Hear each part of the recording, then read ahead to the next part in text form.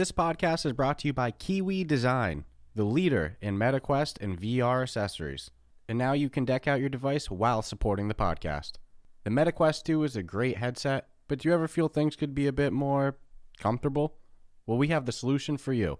With lens protectors, controller grips, face covers, head straps, link cables, headset stands, and more, including my two personal favorites, the top version controller grips with added weight and an extended handle, and the Kiwi upgraded Elite strap. Let's be real, we've all whacked our controller.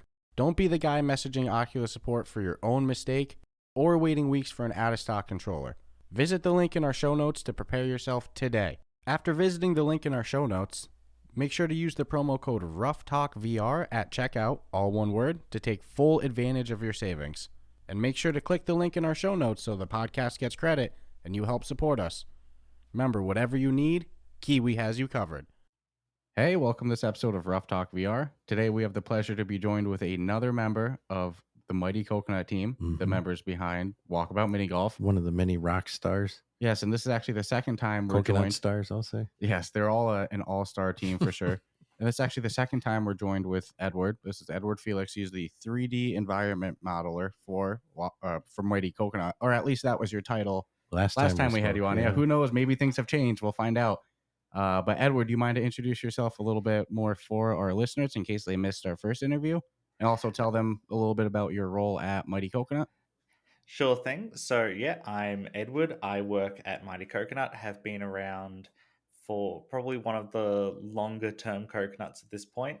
And as an upgrade, I'm now the lead modeler. So, everyone bow down to me. I need to see you genuflect as I walk into a room.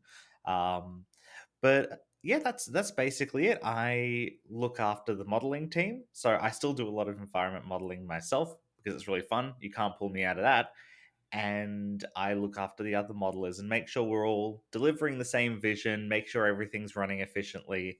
And I spend my entire day looking for extra triangles in a level because that's our one resource that we have is seeing how many triangles we can squeeze in.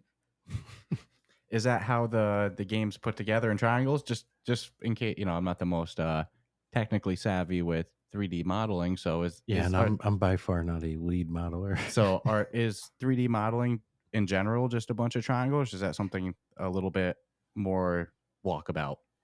So all computer rendering is just 3D triangles at the end of the day. Because if you have 3 points in space and you fill them in, it can't bend. It'll always be flat. And so that is the basis of all computer rendering forever. And so one of the ways that we, keep an eye on things is we say to ourselves, we have a budget of this many triangles that we can spend in a level. It's not always accurate because you might be at one point of the level where you can see a whole level, or in some games you can only see a little room, so it's a bit fast and loose and we might have more effects. But effectively we go, all right team, we have 600,000 triangles that we can spend across this whole world to make it work. Do not spend more than 600,000 triangles. And in terms of computer rendering, that is so few triangles. That is nothing. It's like me going, all right, team, we're going to cook a 3-course meal. You have $1.78, and I do not want to see you spend a penny more. So it makes sense, how you would make a square or, a rectangle out of the triangles, but how do you make a circle? Does it just take a bunch of triangles put together, each with the little point sticking out to make a full circle, or? It absolutely does. It just takes a whole bunch. Anything curved is suddenly ruining our budget. If the game was just set in Tron, where it's just really basic cubes, we would be fine. No issue there. But every time we do something that's curved, we're absolutely ruining it for ourselves, which is a lot of fun. It's a challenge. It's like putting together a puzzle every day. But it is also... You'll hear me sort of running around like a headless chicken going, oh my god, the budget. And it's nothing financial. It's just triangle count. I love that. And so, It's not like there's not a lot of curves or circles, and well, Walkabout's loaded with it. And excuse my, I guess maybe not safe for work reference, but is that why Laura Croft used to have the pointy tits back in the day? Were they just unable to do circles, or is that I a mean, different reason? legitimately, yes, that's a really good example. That was a really solid approximation of the basic shape, and it ended up just being sort of a pointy Madonna-esque nightmare yeah, I always because took it as a that was all they Madonna had the thing. budget for. I I, had no idea that's how it really worked. Did you actually have a triangle budget to make a map? yes, I guess on the functional side, computers come down to zeros and ones, and on the graphical side, it's all triangles. That's actually I would have really. thought you could have an unlimited amount. I never gave it any mind at all that no, there's a limit to what you can. And to go back to what you said, it's an awfully round game, meaning like there's a lot of. I'm trying to think of it, and yeah, well, there's a lot of like cube shapes everywhere, but Well, even think of like course design. Like some of them are, either like a rectangle no, or, and it might be at an angle. But there's a lot of times there's a lot of loops and swooshes to go. no walkabout environment doesn't stick out to me as Huh. pointy. So I imagine No, you have your no. hands full. Well, it's funny because normally in computer rendering we have all these neat little tips and tricks that we do. So one of the ways that you can tell the shape of something is the way light bounces and reflects off it. It's the way to go. So ages ago, a bunch of very clever people came up with a thing called normal maps, which is where it's an image that you stretch across your object, you wrap it up in this image, and it tells light how to bounce off it. And so you can make things look like they're really curvy or with lots of little details, and you don't have to put those into the game or computer or film or what have you. And so it's a way of faking detail. The only problem is that in VR, that doesn't work. That trick just completely falls apart when you have two eyes and you can see the depth of something. And we've also chosen to do a low poly aesthetic. We're not trying to be hyper realistic. We're saying, hey, look, it all looks a bit fun and kiddish because that's what we're trying. We're trying to set up your expectations. You look at the game and you go, okay, well, this isn't going to be serious. We're just here to have a bit of a fun time, which means that we can't fake details in textures, and that's normally your biggest way of saving on triangles because you just go, oh, we'll put an image there, and if we do it right, as a player, you won't be able to tell. However, because we can't do that, we end up spending more triangles modeling than most other games. We're pushing more triangles than any other game on Quest. We are the highest poly game on the Quest headsets by a huge margin. All the Quest talks are like, oh, you can render maybe 90,000 triangles. And we're sitting here at 600,000 going, yeah, this is Oh my fine. So what dictates that? That was actually something in my mind. What Yeah. sets the that How do you 600,000 come to limit? the budget on? Or for other studios, 90,000? Is it a hardware thing? Is it an optimizing? What's the So what sets the budget? it's how we split up and use the hardware. So we've got a couple rules with developing for any device, but let's just talk about Quest for now. It's got, say, it can process this much power on its GPU, this much power on its CPU, and it takes this particular speed when writing and saving and pulling things from memory. So one of the things that the GPU can't do is color correction. You cannot do any of that. Normally, on a computer game, I might think, oh, I want the contrast a bit higher, or I want to make it look like there's some stuff on the lens, or maybe a bloom, like some lens flares. Can't do it. The headset, normally what you'd do is you'd render out your frame, you'd hand it to something else, and it would sort of brush it up, make it look how you want, and then put it to the screen. We don't have the memory speed to do that. So one of the rules of Quest development is if you want the scene to be higher contrast, you make your colors higher contrast in the objects themselves. You can't do anything after the fact, which makes some games really, really incredible because a thing you'd normally just do, which is like a lens flare, you have to build a lens flare into the scene, which is sort of completely insane and backwards. And so when you're developing for Quest, you sort of have to figure out what resources take what and break them up. We don't use higher resolution textures.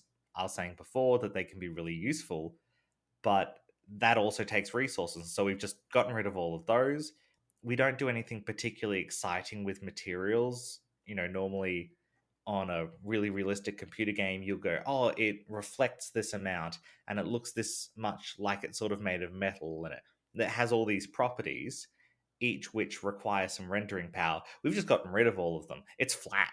It's just some flat colors and with some shadows on it, and that takes no power whatsoever. We keep it relatively CPU light because you're not doing really intense calculations. It's one physics simulation of one ball in one environment, whereas we're not running a big AI for characters you're shooting or anything high stakes or high speed. It's really, really simple, so we can put all those resources into the into the triangle budget. That makes sense. So you go in from the get-go of the game design that we're just going to max out the triangles, baby. And then everything else is designed with that understanding that we need to save the resources for the triangles. It's just a whole conversation I've never had. Oh, this is awesome to hear. So it's like my brain's like, you're going to have one of those moments where like, yeah, that's the moment right now. Because I had no idea. Yeah, triangles. I was like, what? My head, you want to do it, you just do it. But the level of detail in a lot of the maps is like pretty freaking phenomenal. Mm-hmm. And I mean, does the Quest being phased out kind of open up even more triangles, so to say? Oh, I was wondering that. Like, will the Quest 3 give you an extra, 50,000 triangles to play with? The problem is, the Walkabout's consistent across all headsets with size. So just because they have PSVR 2, it doesn't mean now they can just max it out for PSVR 2 with size, because then it doesn't work on the Quest. Same with PC VR. They can't completely cater to that. So it's good question. I guess the only thing that allows that to grow is to phase out old ones like the Quest 1 getting phased out. So sorry to ramble a bunch, but what's the Quest 1 being phased out effect? Well, you've pretty much hit the nail on the head.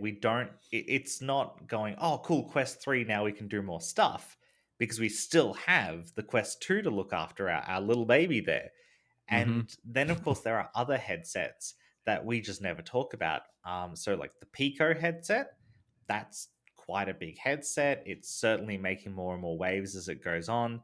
And it's the same processor as I think the Quest 2, but it's not clocked up as much as the Quest 2 one is. That processor is being clocked up more and more. They're really trying to unlock more power as it goes on, and it runs at a different performance rate than the Pico. So now we've got to figure out what is effectively what constrains us the most, and get that one working, and then everything else sort of falls into place. With, like you're saying, with PSVR and PC VR, what we do with those is we just go, okay, well, we just render it at a higher resolution, because even when scaled down, it just looks that bit crisper. It feels sort of more solid, and we can run it a little bit faster, and it just feels a bit nicer.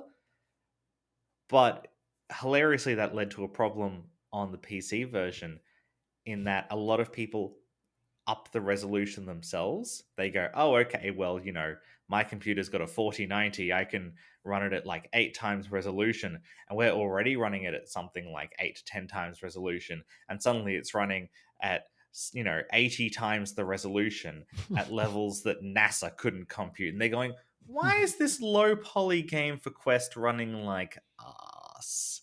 And we're going, are you trying to render more pixels than there are atoms in the universe? Because we're secretly scaling it up ourselves? This might be a problem of our making. Please turn down your render resolution just for this game. That's funny. Yeah, I guess most people's issues I've noticed with PC gaming there's usually I have this mod installed or maxed out all of this it's usually user error. influence, Yeah. I'll say. I won't say error, but user influence. I mean, I don't want to blame the users, because it's such a perfectly reasonable thing to do. You got that extra power, turn it up. It's just that we're secretly doing it. I mean, not secretly, but we're also doing it, and it's not really a feature of the game you advertise. So it is one of the common ones. But it is funny because making something for the Quest is almost easier than making it for PCs because there's one set of hardware and one set of rules and one set of drivers. Everything is locked down. And so I can, test it, and they give you tools to see what parts of the Quest are being used, how heavy they're being used. And I can wander around a level and go, oh, okay, actually the CPU is being hit a bit hard here, or the GPU is being hit a bit hard here, which lets me know, oh, okay, well I've got too many triangles visible at this time, or I'm trying to be too clever with lighting, and it lets us go through and figure that out. Whereas every single PC is different, and we're okay because we're a really light game, but I know it's a nightmare for when you're developing a game like Call of Duty, is that it's so much easier to develop for a console because the console is just the console and it's exactly the way it is forever. Whereas every PC on the planet is different. No, I can Makes total sense. And now, to be honest though, if there wasn't, the Quest and the Pico hardware requirements and you had unlimited triangles, for you as an artist, would it be as fun? Or does having that budget, is that part of why it's fun from DLC to DLC? Is that part of the challenge? Or no, if you could lift the triangle limit, you'd say, yeah, let's get rid of that. I personally like working within limits because it means you have to be creative. Hmm. However, we also do have to cut a lot of stuff, which sort of makes me sad. On a level I'm working on that'll come out, I think it's a couple levels in the future. So obviously, my lips are sealed. I've had such a time cleaning out and having to get rid of little details, both because the triangle count, but also because one of the rules of the game in that we have it is how we get the lighting to look good. Because what you do with lighting is it takes forever to calculate. So you calculate it on a computer and you get every triangle in a level, put them next to each other on a big image, and whatever lighting would hit that triangle is saved to that image. It's called a light map. And you then sort of stretch it out and apply it to the whole level, and that makes it look like the level is lit with shadows and brightness and colors and all those wonderful things. And if, say, you had a white light next to a red thing, it might bounce some red light onto something that takes forever to calculate, but it's all done for us and we have that image. Now the image can only be a certain resolution. I think we have a couple of 4K images that we can spread out. And when you're right next to something, it's not that many pixels. So the trick is making sure that every triangle in the scene is at least the size of one pixel on that image.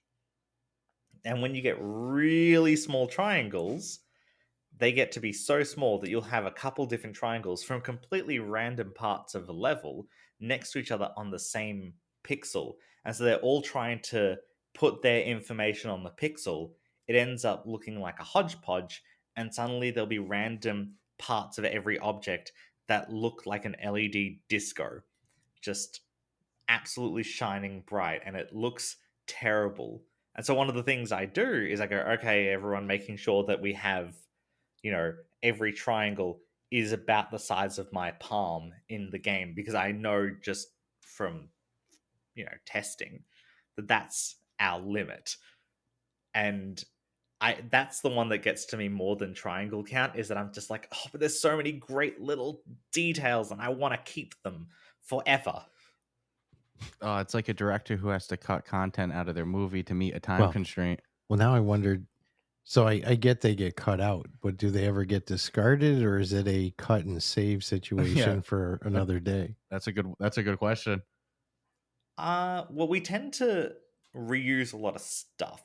If we've made something really cool, we tend to just keep it and put it aside, or we borrow it for future levels. And sometimes this is more done as sort of a nod, like the teapot in Sweetopia is the same teapot you'll see in Labyrinth next to the worm.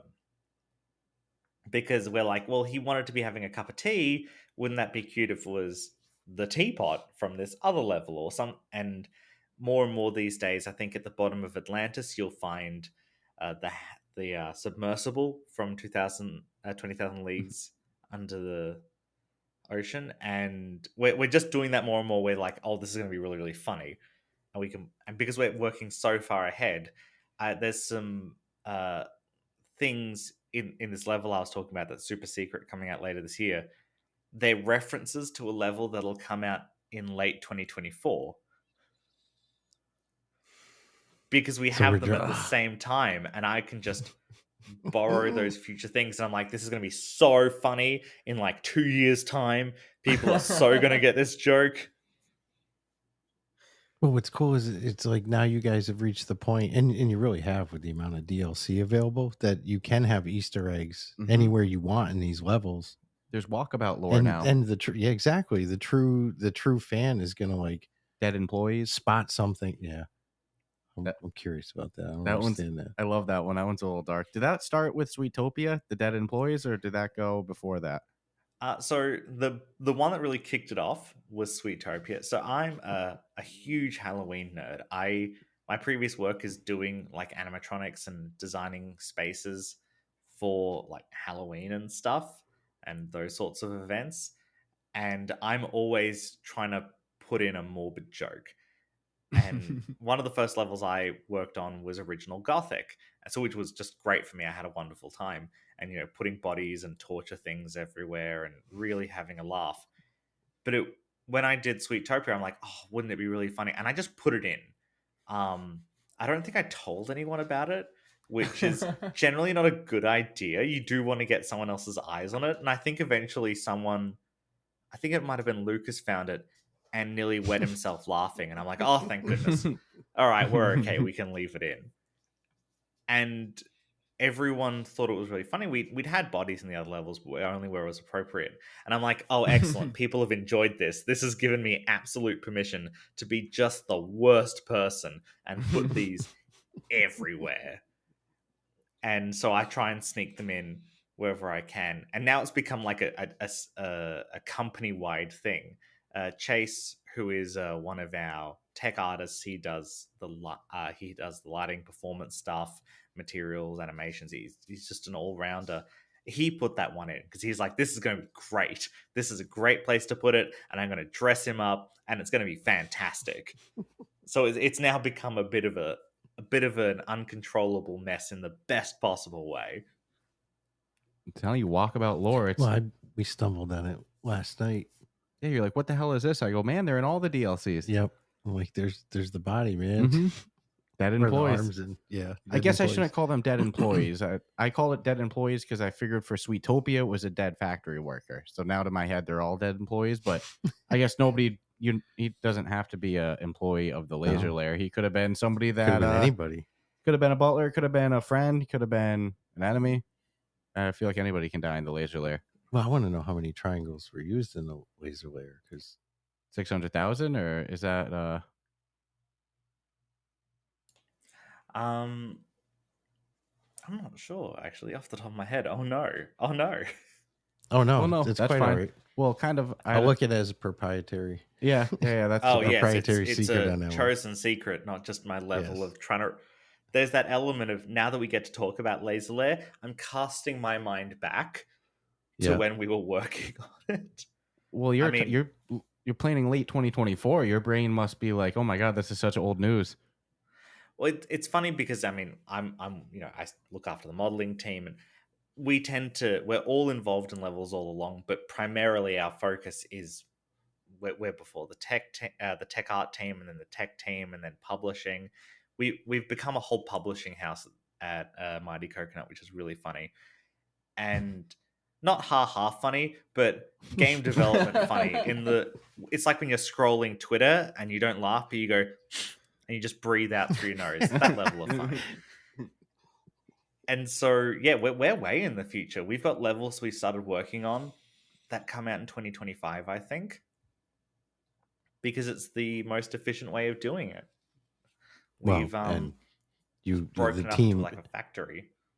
your team just gets better and better at what they keep doing too. Because like the first time we talked to Lucas, and then the second time, there's the difference in like the playbook I heard going on. Mm-hmm. I don't think in the first time it was as like, and I'll call it aggressive. It's like a very aggressive Release schedule, Yes, DLCs, and yes. there was We no always joked about the Mighty Coconut whiteboard just being fucking full of ideas, and but the speed at which the team's working to get these out is like it's no joke. Mhm. And when we had interviewed Lucas last time, we had kind of talked a bit about being your own publisher and kind of why that was a little bit of an issue with the potential of going to Android as well, like you just released on iOS. And we asked him, hey, maybe Android too. And kind of the answer you gave, or what you said about PCs being a nightmare with the amount of different hardware and graphics.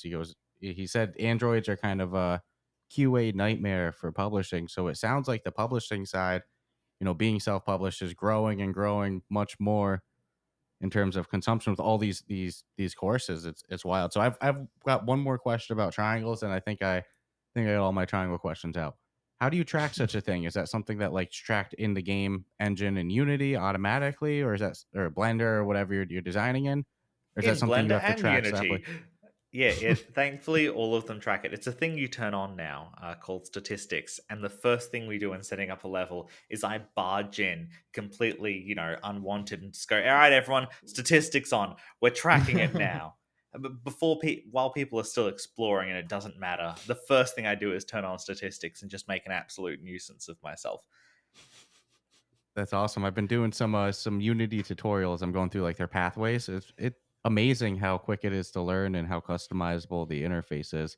I didn't know that. I hadn't hit anything about triangles yet, but I think I'm gonna have to start playing with Well, the and you're statistics. you already know you're not playing with 600,000 triangles. No way. I'm not that Right? skilled. Well, what I love about it is you hear how much work goes into the graphics and the artwork design of Walkabout Mini Golf, and Walkabout Mini Golf is usually the example I give of it's not photorealistic graphics. It's Mhm. not like avatars that look like me and you by any means, but I consider the Thank God. graphics. I consider the graph. Hey, your guy. Actually, maybe your avatar does look like you. I consider the if you saw this avatar, you'd love it. I consider Mini Golf to be amazing graphics, and you can hear the work that goes in to make a game that's not photorealistic still be what is visually consumed as good graphics. Yeah, It's a lot of work. Well, and it's I think okay. If it was a one-dimensional experience, I think people would probably harp on the graphics, but because of the overall experience, So fun. exactly. It's like, and again, there's certain level or courses, I shouldn't call them levels, Mhm. that there's some pretty freaking amazing detail. So, I'm still trying to grasp like the amount of levels I've seen that have so much round shit and knowing the suffrage Look at that must Temple have of come. Zazura or Labyrinth. Oh my goodness. I have sympathy Labyrinth for you there.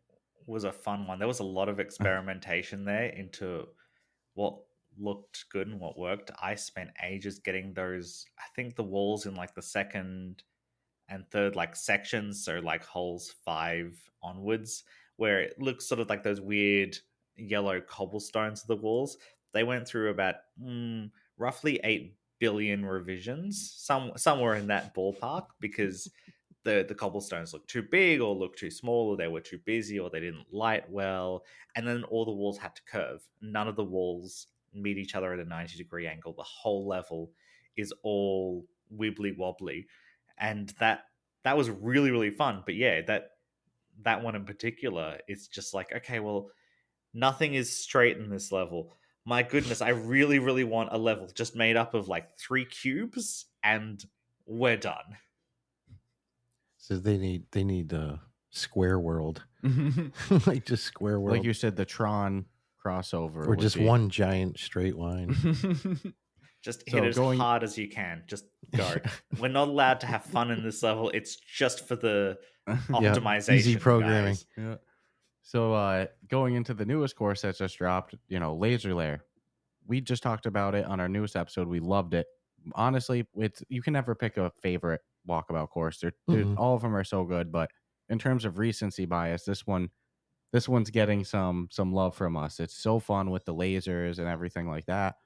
So, what was the work like on it from an artistic standpoint? It's not the biggest course in terms of like, No, but it's labyrinth, tight. but it's tight. And, thinking of it, there's a lot of round parts of it. So, Mhm. working on the art side of it, what was it like for this course?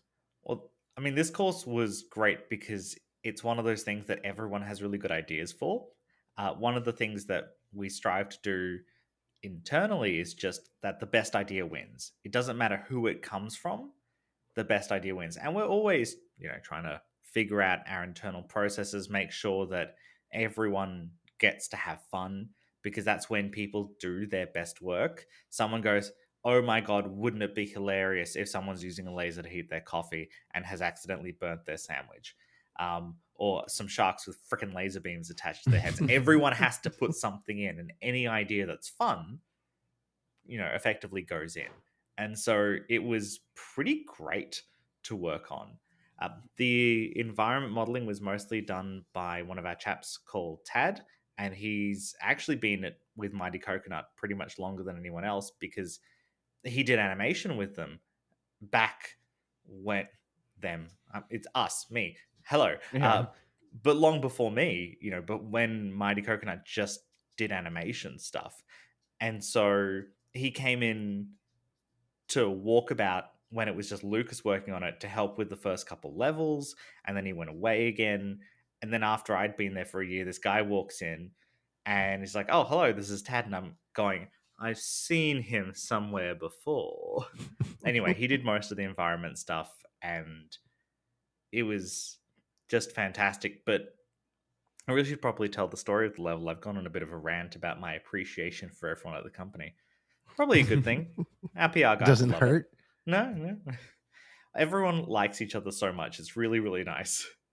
Yeah, it That seems like a that very non-toxic work environment. You Everybody's think? very praising every time we get a chance to talk to somebody from the team. I think it's nice because no one ever means to do anything bad by anyone else. That there are times when you absolutely put your foot in your mouth, or I'll make something and it'll stand all over someone else's work, and everyone just goes, "Oh, well, they didn't mean to do that." And so it's just like no drama. It's so nice. Oh my goodness, I'll save drama for Netflix, but not for work, thanks. But anyway, I digress. Early on, when the Mighty Coconut was just like 4 people, it's like 3 kids in a trench coat, sort of thing. Back when lockdowns were still very, very much a thing, we went on a design retreat, and this was like around the time Tethys Station released, and I was insanely jealous because I was in Australia and couldn't escape the country because of various lockdowns, or wouldn't have been able to get back in. And so they went on That's a problem. I went on this lovely retreat, and they got a lot of pictures and very sad faces being like, wish you were here. And they came up with the idea of doing a bunch of supervillain lair courses that, they always have the most over-the-top architecture. You could lean into all the aesthetics, and because they're supervillains, you can have really fun ideas with all their dumb methods of taking over the worlds. And I can't list them all here because a bunch of there's more supervillain lair courses coming, and they're really, really fun, and I don't want to spoil it. But this retreat ends after 4 or 5 days, and they go, all right, we came up with this, and they say, we've come up with these supervillain courses. And I remember when they first explained it to me, my exact thoughts were, wow, this is the dumbest idea in the world. I cannot see it working. I don't think James Bond has as much lasting power as you think, sort of thing. And I was really wrong. They're really good fun. They're I mean, I love it. Even to the end when in the hard mode, when the laser shoots out of the robot's head, or it seems like you destroy the robot in the end. It's such a well done Well, course. you know what I'm curious about, because the sound score is so important in these games, and that's another area that just seemingly always is either right on the money or gets better and better and better. Are you guys privy to what the sound score is going to be, what the music's going to be? Is this all coming together, or is that just down the road someone else's department and you're It, having to invent your own sound score while you're it tends to turn up about a third to a half of the way through the production of a course. So Chris Raymond is our composer, and he's so freaking good in that he can make like a 3 to 4 minute piece of music that will loop literally for hours while you're playing and not get annoying. It's got to be background enough that you go, oh, okay, this sets the mood. I get it. I feel it.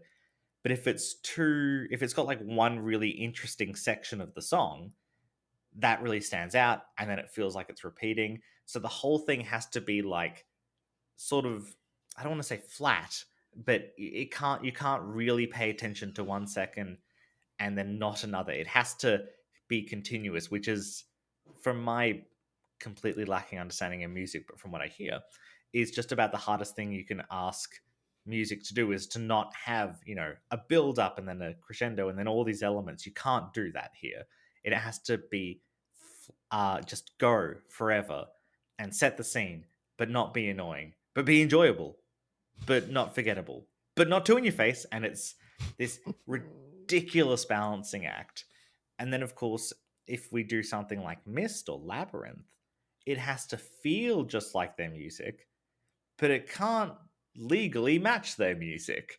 So it has to feel like it, but not have any relation with it, but make you instantly go, oh, this is exactly the music as I remember it, but not have anyone think this is the same. It's this ridiculous balancing act, and he just nails it every time. And I'm sort of sitting to the side with a vague understanding of the work involved, just going, fantastic, well done, golf claps. Everybody at Mighty Coconut, all-star team. We say it every Yeah, time. they're the rock stars. In fact, They can go on tour. there's Well, actually, they went to England. Mm-hmm. So Yeah, in a just way, the other they week. did kind of have a semi-world tour. So, kind of on being an all-star team, there's a name that pops up, I think, every time. Yeah, I knew you were going to bring this I up. have to. I Yeah. have to. To me, it's almost like a mythological beast at this Yeah. point. It's become a legend. Every time we have an interview with somebody from Mighty Coconut, at Yeah. some point in the interview, even if it's just one line, we hear a reference to a gentleman named Henning. Never heard a last name. That could be first name. That could be last name. That could be middle name, a nickname. I don't know. Could be a... Is it a real person? Yeah. Who is Henning, out of curiosity? What role does he serve on the team? Or is he I'm a just mascot? trying to figure out how to pronounce his last name, because I've never had to say it out loud. Okay, so Henning, that's all I need to know. Henning's the first name. Who is the Henning? first name. He's he's an all-rounder of a person. Once again, everyone here can do way more jobs than they really sort of meant to. Everyone does multiple things at the end of the day. We try not to step on each other's toes, but effectively, I'll summarize him as level designer. He has worked with Lucas for a million billion years. The term fox hunts is something he came up with when they were working on an animated film together ages and ages ago, and he does all the fox hunts, but he also just designs the level. And I think the first one he designed was Tethys Station, which everyone has complained as being way, way, way too hard. And it turns out that is absolutely something that has had to have been reined in over the years, that he'll come up with something and go, now this is an easy level. That's not what he sounds like. He's very softly spoken and delightful. But he'll go, this is an easy thing. And we're all sitting here going, well, this will go into hard mode. Fantastic. You don't have to design hard mode now.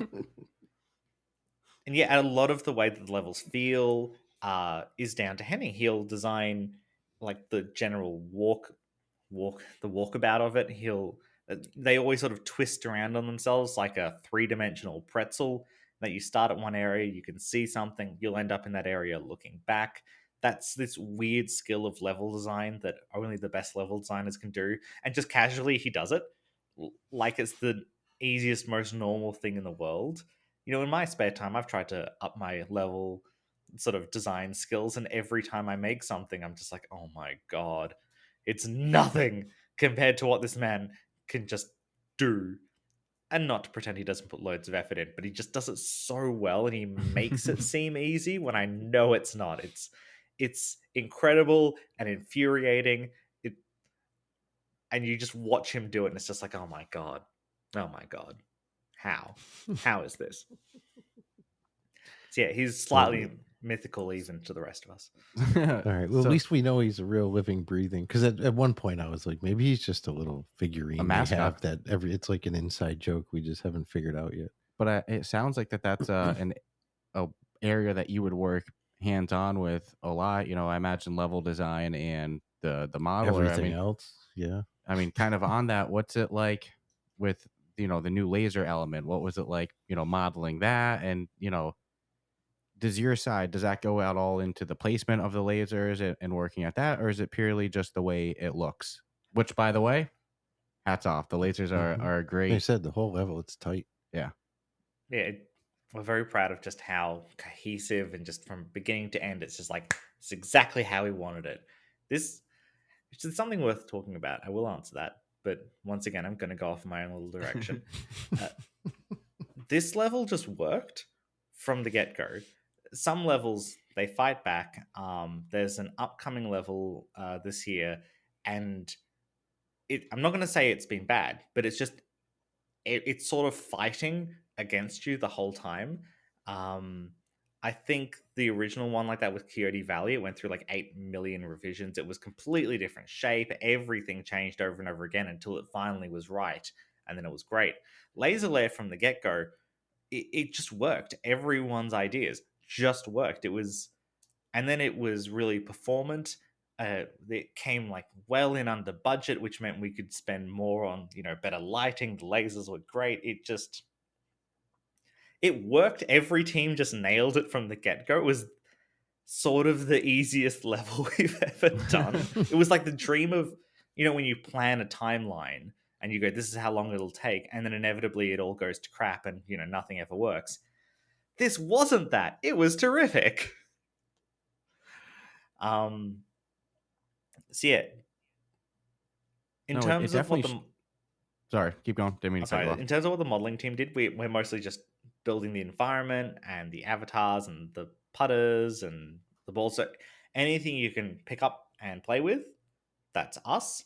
There's someone on the modeling team called Shane, and he works a lot closer with Henning and the tech team in terms of developing new sort of gameplay. So he's technically a modeler. He's brilliant. He can model anything flawlessly like Get-Go.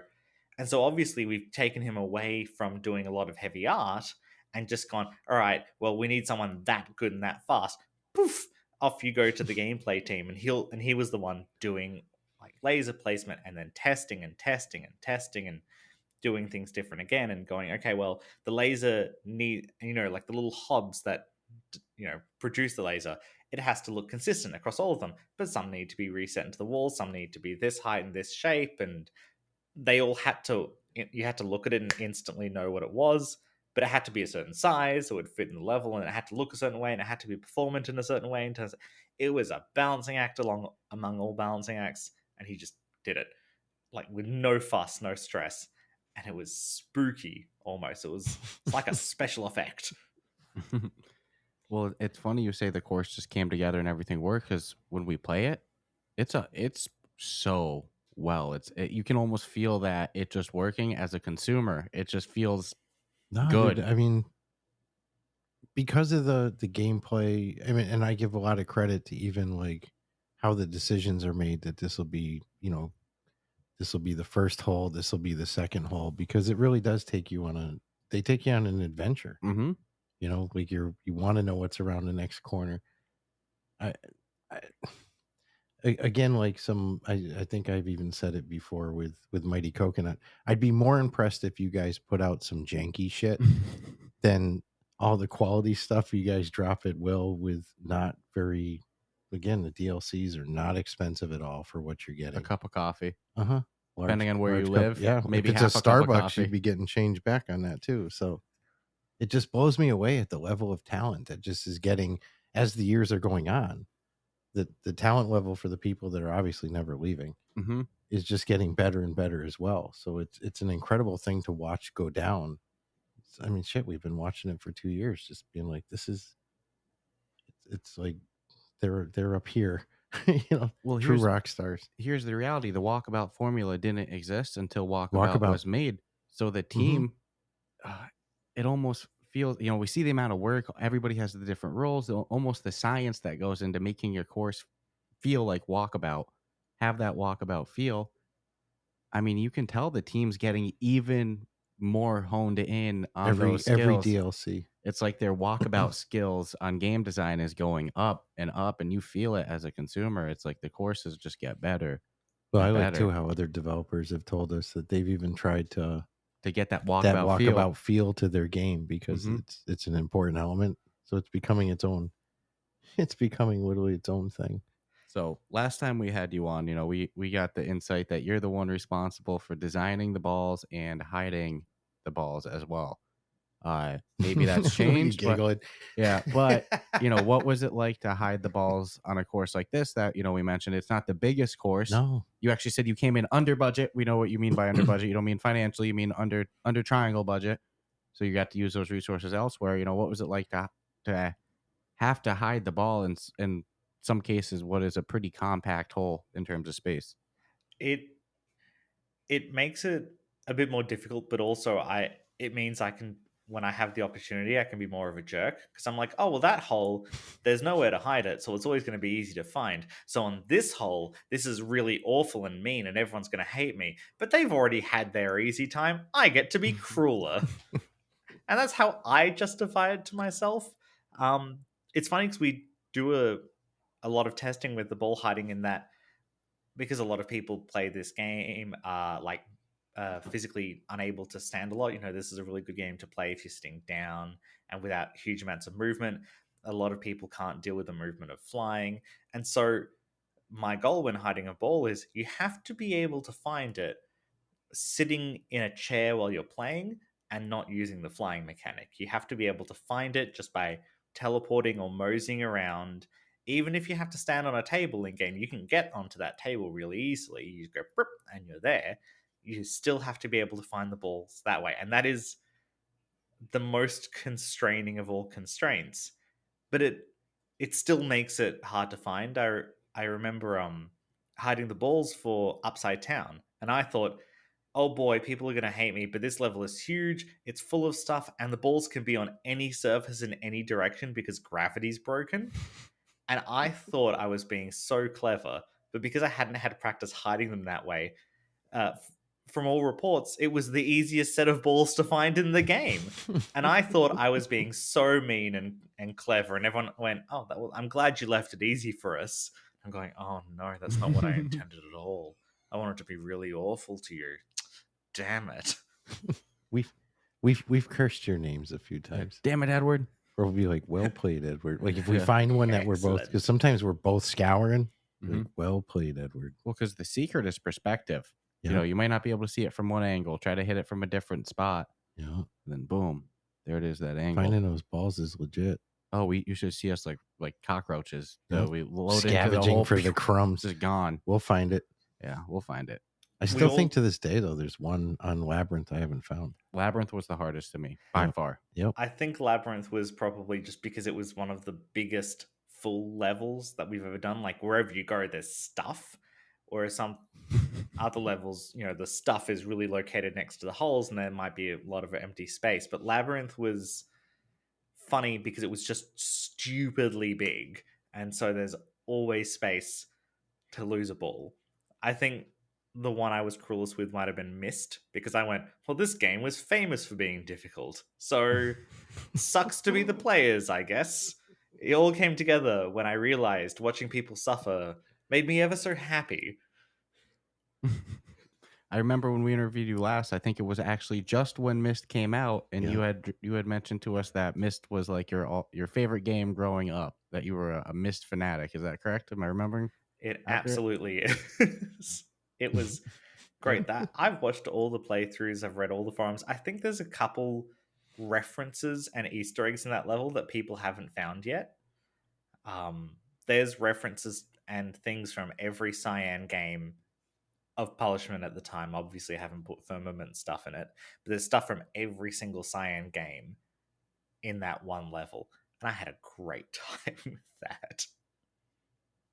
Sounds like a good challenge too. If anyone's hearing it, Yeah. still go really Easter eggs still not found. Say no more. Yeah, I And want people to find the Cosmic Osmo Easter egg, the manhole Easter eggs. Come on, we're getting obscure here, guys. We wanna have fun with this. And you're still doing ball design? Yeah, now we have our concept artist Zach doing a lot of sort of early sketches, but there are still some which is just me, which is very enjoyable. In the next level, so I think what 6 to 8 weeks away, because that 6 weeks tends to be the spacing now. It's a ball I designed, I think on like my second day of doing ball designs. I revised it before it came out just to make the art look. But as far as I'm concerned, it's the best that the game will ever have. We've peaked, and I think it's hole 10, maybe in the next oh, level. I'm So going hunting. so note that down and come back and just go, oh, I see what he means. Or no, I don't get this at all. You're insane, Edward. This isn't the best. I want to hear Oh, people's this is gonna be thoughts. awesome. So I'm just impressed that the variety's still continuing. Mhm. It's like with the amount of DLC coming, there's so many freaking balls. But that actually could lead you right into yeah, the we had we on Monday we did a game show with a listener of ours, Shoes. It's the second time we've done it. You know, he comes on. He's good at coming up with these games. The first one was we had to guess if games were App Lab or official store, which might sound simple, but Mm-mm. you know this guy, man, he was good. He was good at digging them up. And then the next one was we had to guess the gigs. Well, not so much guess the gigs. He would say it. higher or lower. Yeah, here's the game. Is it more than this amount or less than this amount? And we had to say But more or always less. very close to the amount too. Yeah, yeah. So he did good with it, but we told him that we were He had a interviewing you. question. He actually had two.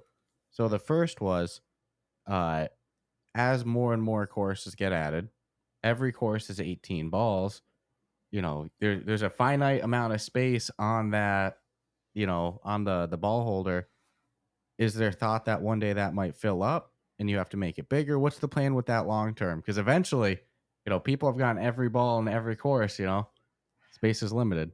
So fun fact about that. That is probably the most intense physics simulation in the game, because there's a couple hundred balls running physics in real time. When we redesigned the main menu area, we had to keep that in exactly the same spot, because if it moved by even like a millimeter, suddenly, make it move a millimeter down, all the balls dropped a bit and they all sort of bumped into each other and something would break, and suddenly they'd all be flying off in a direction of a huge explosion, like right into your face, which was really upsetting. And so far that's had to be exactly the same. But I've made a couple hundred extra balls that haven't made it into the game yet. When I have an idea for like a pattern with different colors, I just do like 20 of them.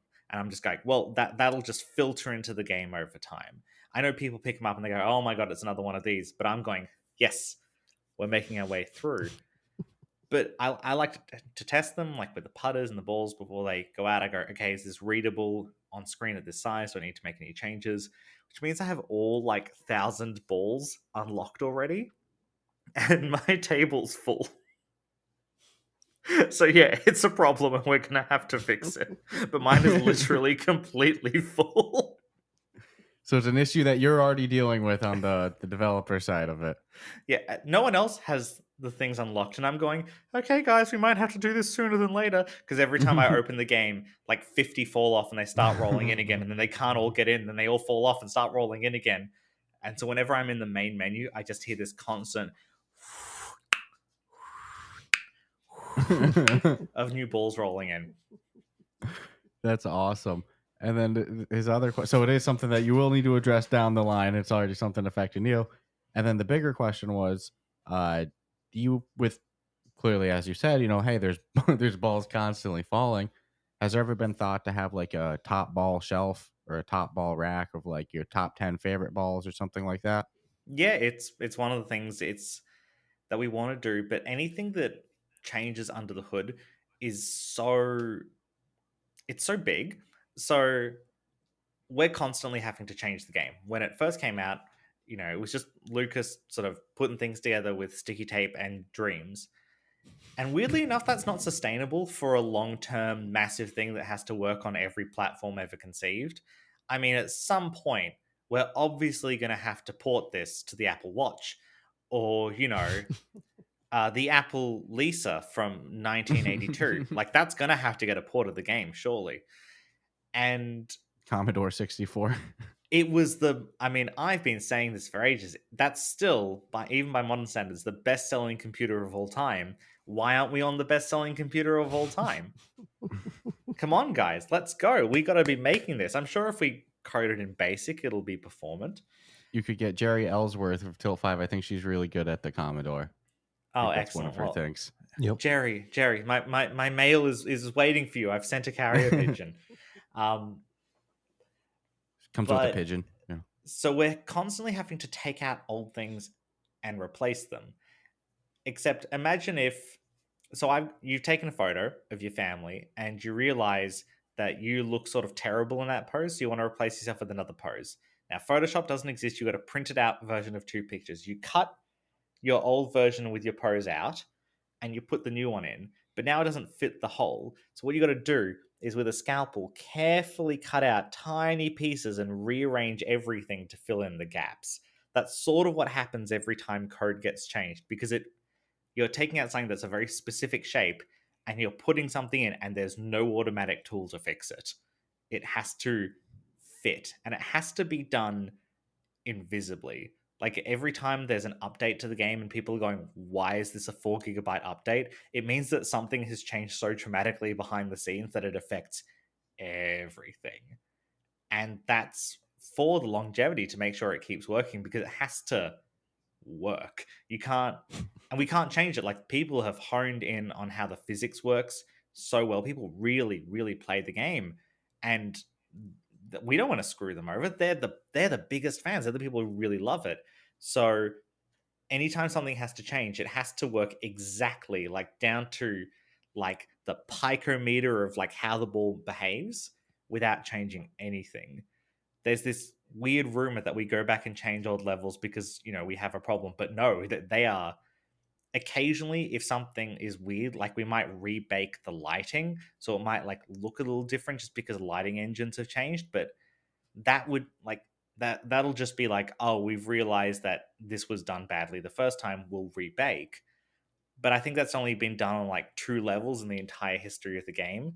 We changed one, like, I think about 2 weeks after Babylon came out, we changed one whole design once, and we have never lived it down. So it's this really fun game of taking stuff out and making sure it fits back in, because I think it's a bit beyond my pay grade, but a fun story is how like the levels and the assets of the game are arranged. So you say, okay, well, this folder holds all the models in the game. This is all the images and all that.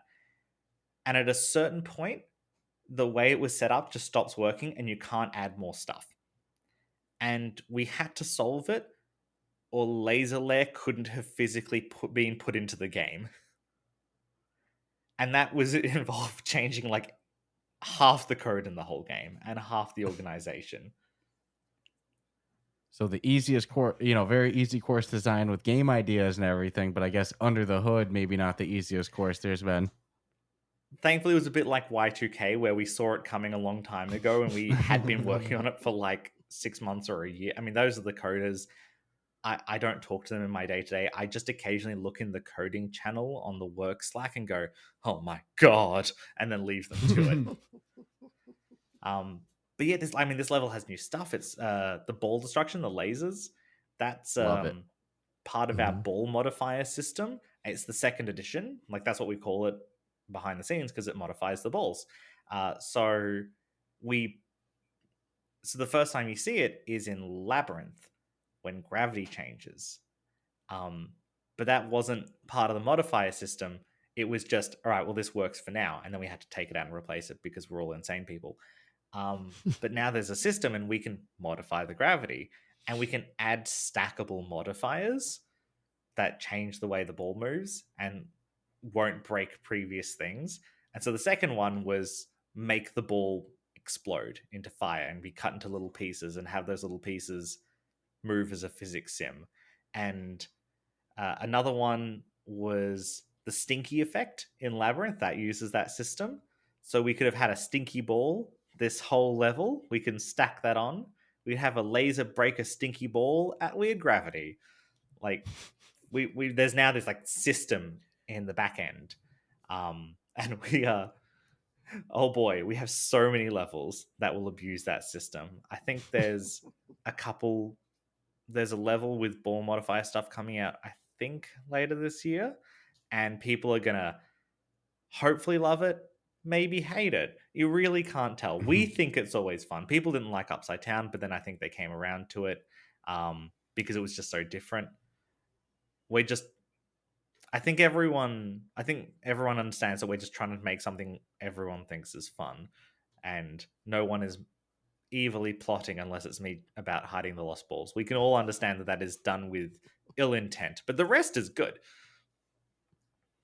Well, now that it's done under the hood, now you can do stuff like freeze the ball. You could do like magnetic ball, static electricity. Oh, the fan ball blowing it. You could blow Thinking it up of all the different like with a things they've bomb. done, and man, you know, there's going to be a day. It might be 10 years down the road where there'll be one course that's going to have every little contraption and death trap, and we'll see. Oh, I can't. Oh I can't boy, wait. I can't say anything, but I'm all just gonna good. say in like a year's time, come back and listen to the things you've listed and the exact words you've used in that thing, and it's gonna be incredibly funny. That's awesome. Oh, I'm hyped. Every time we interview guys, I come in here looking for answers, and I leave more excited than I even When came you came in, Yeah. yeah. You. Well, have we spoken to anybody that works for Mighty Coconut that's like blinking SOS? You Yeah, know, help like, me. no, it's everybody's got like, I mean, and I think most VR developers and the teams that work all have a passion, but something about Mighty Coconut, it's more of like a movement thing.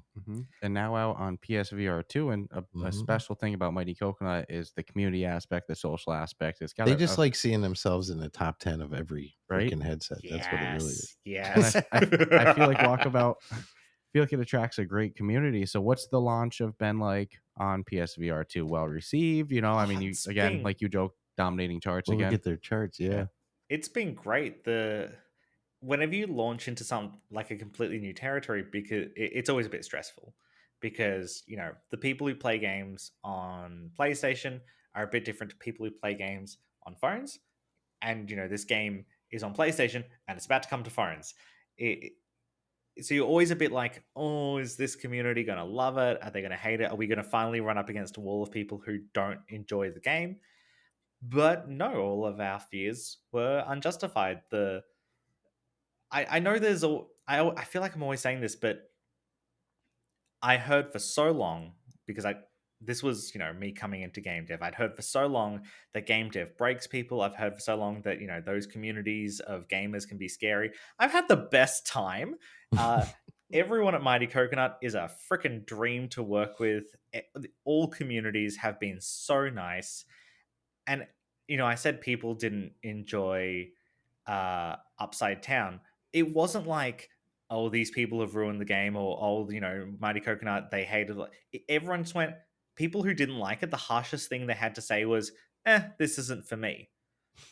You know, or maybe, oh, I hope this isn't the direction they go with every course because it's not doing it. Like the harshest criticism was people going, not my bag.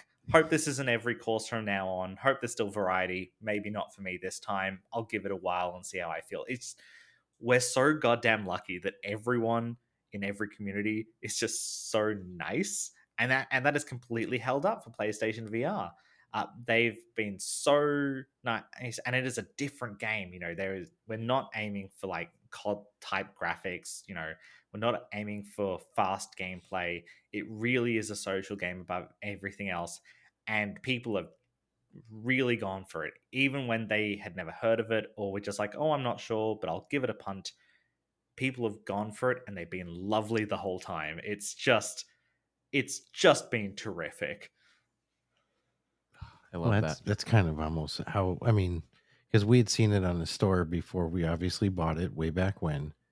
And it was maybe like 2 or 3 weeks. I think I was just looking at it like, I don't know, man. It's got good ratings, but it's Mini it's, golf. It's fucking mini golf. I don't know if I really, You see I that can go do that if I go down, how and good can it be? then we freaking played it, and I like ate my words halfway through the first 18 holes. I was like, I get it, dude. Yep. This is the most amazing thing.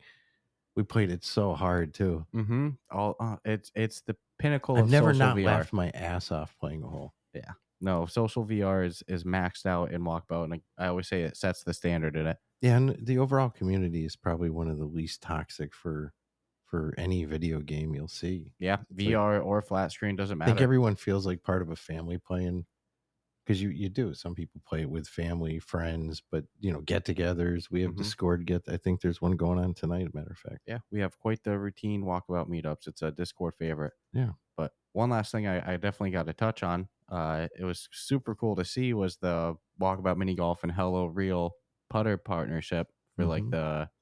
the exclusive putter. We were lucky enough to get sent one. Sick design on it and everything like that. For you, have you used one yet? So I've used like a not quite right one because I mean there's some in the offices in America, but being on literally the other side of the planet, I'm one of the few people who haven't like I've been like printed things being sent like test things to play around with because everyone's very nice. But the version you're using is effectively like more polished than the version I'm using, and so yes-ish. I have yes-ish used one. Well, it's a Somewhat, super sort cool of, thing. maybe. It's a super cool thing. I hope to see Walkabout keep going in that direction. I didn't mean to rub it in your face. Hey, look what I got. Look at this cool thing, yeah. Edward. I was like gonna. hiding those balls, do you? I know it's a separate company with Hello Real. I was just wondering, because the artwork sounded great. Is that something that Walkabout had any involvement with too, or did that go completely over to Hello Real? Yeah, so we worked with them. Zach, who is our concept artist slash 2D artist, he just does everything. It's quite incredible. Like every poster, like everything is just Zach. And so he did that, and obviously feedback with them, feedback with us. It was a very collaborative. But he did the final illustrations in Illustrator, and then I took those illustrations and made the sort of hand attachment in game. So when you have it turned on, you get that little bracelet in game that looks sort of like the putter but wrapped around your wrist. If you've turned that on, I think it came with Laser Lair. To be honest with you, I just attached my attachment and went to town, Went baby. to But town. you know what I'm doing? You know what I'm doing tonight? Turning it on. I'm turning it on, baby. And Now one and more excuse to go back in. everyone else will be able to see it. It's like absolute bragging rights. Yeah, I wondered how did. Yeah, we had heard about the exclusive. You're like, I don't see no putter anywhere. Because you were using it, because you used it first, and I'm like, dude, that looks like a normal putter. Yeah, I was to like, me. I don't know how that would work. That makes so Nice much sense. turquoise. Edward, I'll never tell you that we're the brightest person in the world. Brightest No. two people. We mean well. We love VR, but we're definitely not the brightest dude. If he was privy to watching us find balls, he'd figure that out real quick too. Sometimes I feel like I'm better at seeing something a mile away than a foot away. You know what I'm saying? Like if it's right in front of my face, I'm not seeing it. You're not talking to the brightest person either. The second we announced it, I went and put in my pre-order for the Hello Real putter. And then like later, Dave was like, oh yeah, no, don't worry. We'll send one out to you. And I'm just thinking, I will have two. This is brilliant. I love it. That's awesome. So, before we let Edward go, this was an awesome second time Time on. goes by way too, because I remember the last time we spoke to him, and it's like It was missed. I look at the clock ticker, and I'm like, it goes by too fast when we talk to him. And we got to talk to him like every 3 months. We're stealing Edward at first thing in the morning. Now it's 8 a.m., but he hopped in with us at 7 a.m. So huge props to Edward. He's a trooper for sure. Grateful is an understatement. So before we let Edward go, anything else you wanted to ask him? No, I again, any member we talk to, it's always exciting. Edward's definitely, I'll say, an exception, because you can hear the passion and the excitement, even in the hiding the balls. So I got nothing else. Yeah. I mean, obviously I could talk for another hour if you want, but I don't think Edward wants to spend his whole workday. I mean, his whole first thing in the morning talking with the Ruff Talk. Would I want Edward back again? 1,000,000%, because again, I mean, the schedule that these guys are now doing is just not right. It's, so even if 3 months went by, there'll still be enough to talk about. Yeah, there's things that you wanted to talk about, it seemed, but they're in the back burner. They're yet to come. So it's like, yeah, a couple months go by. It's different. Yeah. There's a whole bunch of new things to talk about. Love every guest we talk to, but sometimes the energy is just it's like spot on. Yeah, you get somebody from Mighty Coconut. Yeah, Mighty Coconut. They bring the passion. Doesn't matter who it is. That's for sure. So thank you again for joining us, Edward. This was a great second interview. I don't think it'll be the last either. So, not if he answers email. Yeah. I hope you guys enjoyed this episode. Subscribe, rate us 5 stars, all that fun stuff, and make sure you check out the new course. Yeah. Hey, you didn't hear what it is, but you've heard that there's, trust me, plenty more to come with Mighty Coconut by the expression on Edward's face. So I'm excited to see what those are down the line, and stay tuned for more. Take care.